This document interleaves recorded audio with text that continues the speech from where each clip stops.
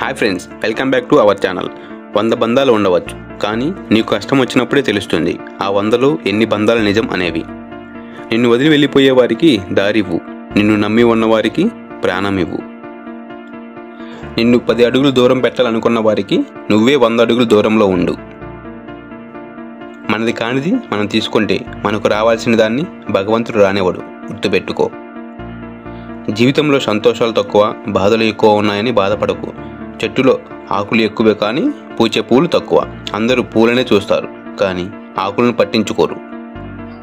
ఈ సమాజంలో బ్రతకాలి అంటే వేటాడే సింహంలా అయినా ఉండాలి, లేదా పరిగెత్తే గుర్రంలా అయినా ఉండాలి, లేకుంటే తొక్కేస్తారు.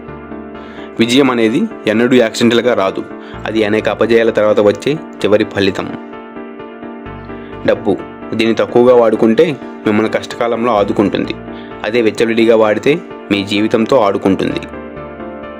ప్రపంచంలో ఇద్దరు సుఖంగా ఉంటారు.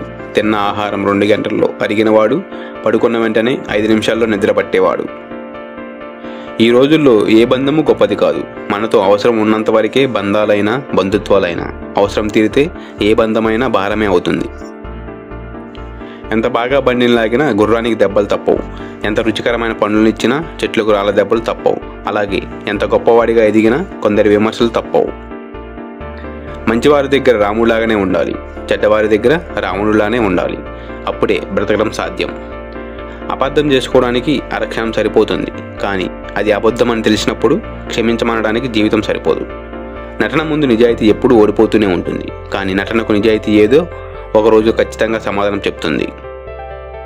నీ బలం ఎవరికి తెలియకపోయినా పర్వాలేదు, ఈజీగా బ్రతికేయొచ్చు, కానీ నీ బలహీనత మాత్రం ఎవ్వరికి తెలియనివ్వకు, బ్రతకనివ్వరు.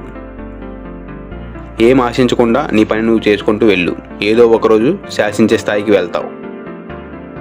మనిషి అన్నవాడు కష్టాలకు దూరంగా ఉండాలని అనుకుంటాడు, మనసున్నవాడు కష్టాల్లో ఉన్నవారికి దగ్గరగా ఉండాలని అనుకుంటాడు. మంచివారిని దూరం చేసుకుంటే చివరికి ముంచేవారే దొరుకుతారు. ఫ్రెండ్స్, ఈ వీడియో కనుక మీకు నచ్చినట్లయితే లైక్ చేయండి, షేర్ చేయండి అండ్ కామెంట్ చేయండి. మరిన్ని మోటివేషనల్ వీడియోస్ కోసం మన ఛానల్ని సబ్స్క్రైబ్ చేయండి.